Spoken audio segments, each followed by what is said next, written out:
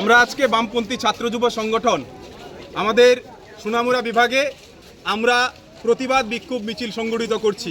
কারণ আমরা জানি যে আমাদের দিল্লিতে কেন্দ্রীয় শিক্ষামন্ত্রীর পদত্যাগের দাবিতে গোটা দেশের রাজপথ যখন আন্দোলিত তখন আমাদের নরেন্দ্র মোদী সরকারের সেই পুলিশ সেখানে আমাদের রাষ্ট্রযন্ত্রকে ব্যবহার করে নিরীহ ছাত্রদের উপর, উচ্চ শিক্ষিত ছাত্রদের উপর ব্যাপকভাবে লাঠিচার্জের নাম করে ব্যাপক আক্রমণ সংগঠিত করে। এতে হাজার হাজার শত শত ছাত্র বন্ধুরা, যুব বন্ধুরা আক্রান্ত হয়ে সেই পুলিশের লাঠির আঘাতে আজকে তারা দিল্লির বিভিন্ন হাসপাতালগুলিতে ভর্তি, জায়গা নেই হাসপাতালগুলিতে তাদের চিকিৎসার জন্য। আমরা মনে করছি যে এই স্বৈরাচারী সরকার, শিক্ষা বিরোধী সরকার দেশকে আজকের দিনে শেষ করে দিচ্ছে।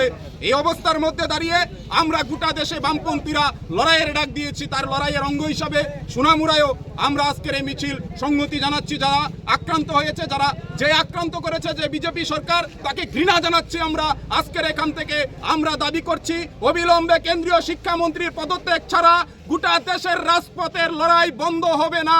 নরেন্দ্র মোদীকে, তার স্বরাষ্ট্রমন্ত্রীকে অবিলম্বে পদত্যাগ করতে হবে। কেন ছাত্রদের উপর লাঠিচার্জ করা হলো, তারই প্রতিবাদে আমরা আজকে সোনামুড়ায় রাজপথে ছাত্র যুবরা লড়াইয়ের ডাক দিয়েছি। রাজ্য সরকার এটাকে চক্রান্ত বলে দাবি করছে।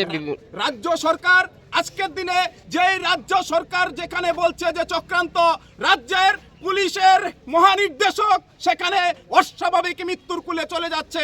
আমাদের রাজ্যের মুখ্যমন্ত্রী বলছেন সেখানে আইনের শাসন, আর আমরা বলছি আপনি এখন আর ঘোলা জলে মাছ শিকার করতে যাবেন না, কারণ আপনাদের পায়ের তলার মাটি শেষ হয়ে গেছে।